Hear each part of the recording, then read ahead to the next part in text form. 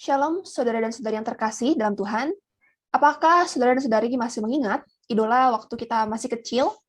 Atau apakah sampai saat ini saudara dan saudari masih memiliki sosok idola yang dijadikan panutan atau teladan terhadap segala yang Anda lakukan? Di dalam foto-foto ini terdapat sosok-sosok yang mungkin sudah tidak asing lagi bagi kita semua. Ada Spider-Man, ada sosok guru, ada artis kecil Sherina, dan ada anak kecil yang menggenggam tangan ayahnya sambil melihat ke arah ayahnya. Sejak kita kecil, kita memiliki idola, dan tidak terkecuali juga saya memiliki idola yang menjadikan saya merasa ingin semakin mirip dengan idola tersebut. Apakah itu dari segi rambutnya, mungkin juga gaya berpakaiannya, mungkin make up-nya, dan tidak terkecuali juga sikapnya. Semakin kita mengidolakan seseorang, semakin kita ingin mirip dengan orang tersebut. Dan terutama juga anak-anak yang mengidolakan orang tuanya, mereka cenderung untuk meniru sikap dan perilaku orang tuanya.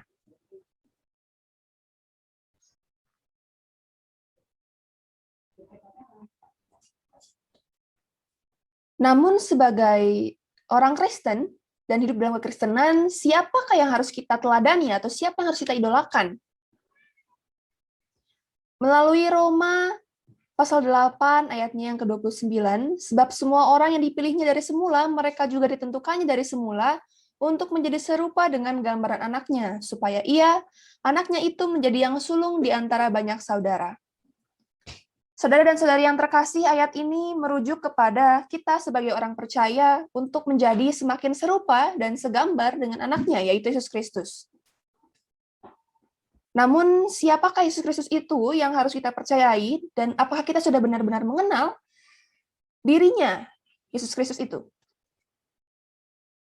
Kita mungkin sudah tidak asing dengan beberapa sebutan yang orang-orang pada zamannya itu berikan kepada Yesus Kristus. Contohnya ada orang-orang Farisi dan lainnya yang menyebutkan bahwa dia adalah manusia. Ada juga yang menyebutkan bahwa Yesus Kristus itu adalah salah satu dari golongan para nabi, dan ada juga yang menyebutkan bahwa dia adalah seorang guru. Namun kita sebagai orang Kristen, apakah kita sudah benar-benar mempercayai bahwa Yesus Kristus itu adalah Tuhan? Melalui 3 ayat ini, saya ingin mengajak saudara dan saudari untuk semakin mengenal dan semakin serupa dan segambar dengan Yesus Kristus. Dia mengatakan bahwa aku dan Bapa adalah satu melalui Yohanes 10 ayat 30. Kemudian ia juga mengatakan bahwa dia memang guru dan tuan karena memang pekerjaannya di dalam dunia itu adalah mengajar dan menyampaikan firman Allah. Dan pada ayat yang sangat terkenal yaitu Yohanes 14 ayat 6, kata Yesus kepadanya, "Akulah jalan dan kebenaran dan hidup. Tidak ada seorang pun yang datang kepada Bapa kalau tidak melalui aku." Maka kita sebagai orang percaya kepada Yesus, kita dapat datang kepada Bapa. Kemudian nubuat tentang kedatangannya yang luar biasanya ini disampaikan bahkan jauh sebelum kedatangannya. Contohnya, kedatangannya melalui kelahirannya di Bethlehem itu sudah dinubuatkan di dalam kitab Mika. Lalu nama-namanya itu juga dinubuatkan dalam kitab Yesaya. Tidak ada satu orang pun lagi yang memiliki julukan-julukan luar biasa ini. Lalu melalui kesaksian Yohanes Pembaptis juga diberitahukan kepada kita bahwa Yohanes Pembaptis memberi kesaksian. Yesus akan datang, dan ia benar-benar datang. Dia menggenapi segala nubuatan tentangnya.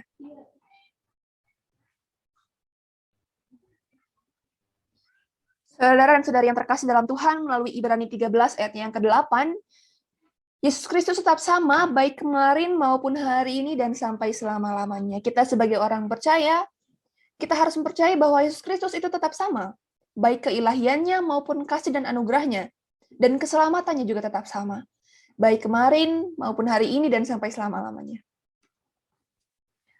Kemudian, apakah yang Tuhan Yesus berikan kepada kita ketika kita mempercayainya? Yang kita tahu bahwa manusia awal-awal, manusia yang pertama yaitu Adam dan Hawa telah jatuh ke dalam dosa, dan kita juga menjadi budak dari dosa. Kita memiliki dosa dalam diri kita dan kita mendapat upahnya, yaitu adalah maut. Melalui Roma 7 ayatnya yang ke-17 sampai 22, Paulus mengatakan bahwa semua orang telah berdosa dan kita itu memiliki potensi dosa. Dosa ini bukan hanya sekadar perilaku yang menyimpang atau melanggar firman Tuhan, namun segala potensi untuk melanggar firman Tuhan juga merupakan dosa. Dan melalui Roma 6 ayatnya yang ke-23 dikatakan bahwa melalui kacamata Allah, Allah melihat manusia yang telah jatuh ke dalam dosa ini akan menerima maut, kematian yang kekal. Dan oleh karena itulah kita terpisah dari Allah. Namun, suatu pertolongan yang ajaib, suatu karya penebusan disampaikan dalam Yohanes 3 ayatnya yang ke-16, bahwa Allah Bapa telah mengaruniakan anaknya yang tunggal kepada kita semua, sehingga kita orang yang percaya tidak dapat binasa, melainkan beroleh hidup yang kekal.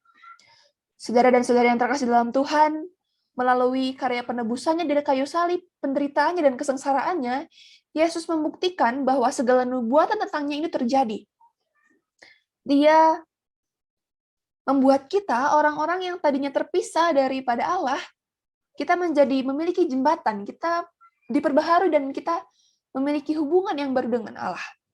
Kita dapat datang kepada Allah Bapa melalui salib Kristus. Maka, saudara dan saudari yang terkasih dalam Tuhan, keselamatan yang kita alami adalah anugerah dan kasih karunia dari Allah. Melalui Wahyu 3 ayat yang ke-20, lihat, aku berdiri di muka pintu dan mengetuk. Jikalau ada orang yang mendengar suaraku dan membukakan pintu, aku akan masuk mendapatkannya dan aku akan makan bersama-sama dengan dia dan dia bersama-sama dengan aku.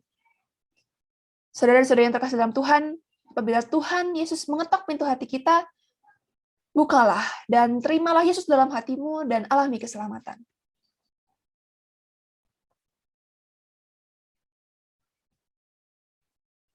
Namun setelah mengalami karya keselamatan itu, apakah yang harus kita lakukan setelah menerimanya? Apakah kita bisa berdiam di rumah saja, tidak perlu melakukan pekerjaan, atau tidak perlu sekolah dan kuliah? Saudara-saudari yang terkasih dalam Tuhan, setelah kita menerima karunia keselamatan daripada Yesus Kristus, maka hal selanjutnya yang perlu kita lakukan adalah menjaga iman dan ketaatan kita. Iman menurut Ibrani 11 ayat yang pertama adalah dasar dari segala sesuatu yang kita harapkan dan bukti dari segala sesuatu yang tidak kita lihat. Maka dapat kita simpulkan bahwa iman adalah karunia Allah yang dikerjakan dalam hati kita oleh Roh Kudus yang menghidupkan dan memimpin kita dan memberi kita kemampuan untuk menuju pada satu tujuan. Kita juga dapat menjaga iman melalui menjaga hubungan komunikasi dengan intens atau dengan baik dengan Allah Bapa. Kemudian, menjaga iman juga berarti kita menjaga ketaatan kita terhadap perintah-perintah Allah. Karena ketaatan sesungguhnya bukanlah hal yang menuntun kita kepada keselamatan. Namun ketika kita sudah menerima keselamatan, maka kita harus melakukan ketaatan itu sebagai buah-buah dari iman kita dan menunjukkan bukti bahwa kita adalah orang yang sudah mempercayai Yesus. Teladan ketaatan yang ingin saya bagikan kepada saudara-saudari yang terkasih adalah 3 tokoh ini, yaitu Yesus Kristus, di mana dia ketika mengalami penderitaan yang amat sangat dan kesengsaraan ketika hendak disalibkan, dia berdoa kepada Allah Bapa untuk menghalaukan penderitaannya. Namun, Yesus Kristus pada saat itu tetap berserah kepada Allah Bapa dan membiarkan menghendaki agar rencana Allah saja yang jadi, bukan rencananya. Kemudian Raja Daud yang dipilih oleh Allah Bapa sebagai raja atas Israel, disebutkan dalam Alkitab bahwa dia adalah raja yang sangat-sangat taat dan mentaati segala perintah Allah. Lalu yang ketiga, para rasul, Petrus dan kawan-kawannya menjawab orang-orang Farisi bahwa mereka harus lebih taat kepada Allah daripada manusia. Apakah kita juga sudah mengetahui atau meyakini bahwa Alkitab yang kita baca ini adalah Alkitab yang asli? Untuk mengetahuinya, kita akan membaca pernyataan Paulus pada 2 Timotius 3 ayat yang ke-16. Segala tulisan yang diilhamkan Allah memang bermanfaat untuk mengajar, untuk menyatakan kesalahan, untuk memperbaiki kelakuan, dan untuk mendidik orang dalam kebenaran. Kata diilhamkan Allah yang ditebakan memiliki bahasa asli, yaitu theopneustos, yang berasal dari bahasa Yunani, di mana theo berarti Allah dan pneo berarti bernafas. Maka dapat kita artikan bahwa theopneustos bermakna Allah bersabda atau Allah berfirman. Kemudian bukti lebih lanjut yang ingin saya bagikan adalah kehancuran di Tirus di kitab Yeskiel diungkapkan secara detail, bukan hanya secara kasar oleh Nabi Yeskiel. Lalu Daniel yang mendapatkan mimpi mengenai terbaginya kerajaan Alexandria menjadi 4 kerajaan kecil-kecil. Di Daniel 8 dan 11. Kemudian nubuatan yang paling dahsyat adalah nubuatan tentang kedatangan Mesias, yaitu Yesus Kristus, di mana dinubuatkan dalam kitab Mika. Dan penebusannya di kayu salib juga digenapi oleh Yesus Kristus. Saudara-saudari yang terkasih dalam Tuhan, setelah kita mengenal bahwa Alkitab yang kita percayai itu memang benar-benar asli, lalu apa yang harus kita lakukan agar semakin serupa dengan Yesus Kristus? Agar menjadi semakin serupa dan segambar dengan anaknya, yaitu Yesus Kristus, maka kita harus memiliki tujuan hidup yang sama dengan Yesus Kristus. Tujuan yang Tuhan sediakan bagi kita, yang ingin saya bagikan adalah, yang pertama, kita dirancang untuk menyenangkan hati Tuhan pada Wahyu 4 ayat yang ke-14, sehingga apapun yang kita perbuat, maka kita harus memperbuatnya untuk Tuhan dan bukan untuk manusia. Seperti yang tertera pada Kolose 3 ayat 23. Lalu yang kedua, kita ada untuk menjadi persembahan yang hidup bagi kemuliaan Allah. Sesuai dengan Nats Roma, pasalnya yang ke-12 ayat yang pertama, bahwa kita harus menjadi persembahan yang hidup, mempersembahkan segenap akal budi kita untuk kemuliaan nama Tuhan. Dan yang terakhir, Tuhan ingin agar kita menjadi sahabat-sahabatnya, sahabat karib yang paling akrab dan dekat dengan Tuhan. Kita bisa mengobrol, kita bisa curhat, kita bisa mengutarakan isi hati kita kepada Tuhan, dan kita juga mendengarkan suara Tuhan. Tuhan ingin agar kita ini memiliki hubungan komunikasi yang sangat baik dengannya. Dengan demikian, saya ingin merangkum perintah Tuhan Yesus Kristus kepada kita yang sudah tidak asing lagi bagi kita. Terdapat 2 perintah yang sering digaungkan oleh gereja-gereja. Yang pertama ada Matius 28, ayatnya yang ke-18 sampai 20, berisi tentang amanat agung, bahwa kita harus pergi ke seluruh dunia, ke seluruh penjuru bumi untuk memberitakan Injil dan membaptis orang-orang dalam nama Bapa dan Anak dan Roh Kudus. Namun, apabila kita tidak dapat membaptis orang, menurut saya kita dapat dengan leluasa untuk membagikan Injil melalui tindakan dan perilaku kita. Sehingga kita dapat mencerminkan perilaku Yesus Kristus juga, kasih Yesus Kristus juga kepada orang lain, dan orang lain melihat bahwa Tuhan Yesus itu hidup dalam hati kita. Kemudian yang kedua adalah hukum kasih yang tercantum dalam Matius 22 ayatnya 37 sampai 40, yaitu yang pertama mengasihi Tuhan Allah dengan segenap hati kita dan segenap jiwa kita dan segenap akal budi kita. Lalu yang kedua adalah mengasihi sesama kita manusia seperti diri kita sendiri. Ketika kita melaksanakan kedua perintah ini dan mengingatnya dalam hati kita, maka kita telah memiliki tujuan hidup yang berkenan di dalam Allah. Saudara-saudari yang terkasih dalam Tuhan, melalui pemberitaan firman ini, pemberitaan Injil ini, saya ingin mengajak kita semua untuk menjadi semakin serupa dengan Yesus Kristus. yaitu memiliki hidup yang meneladani kasih-Nya dan senantiasa menjaga hubungan kita dengan intens dengan Allah Bapa. Saudara-saudara yang terkasih dalam Tuhan,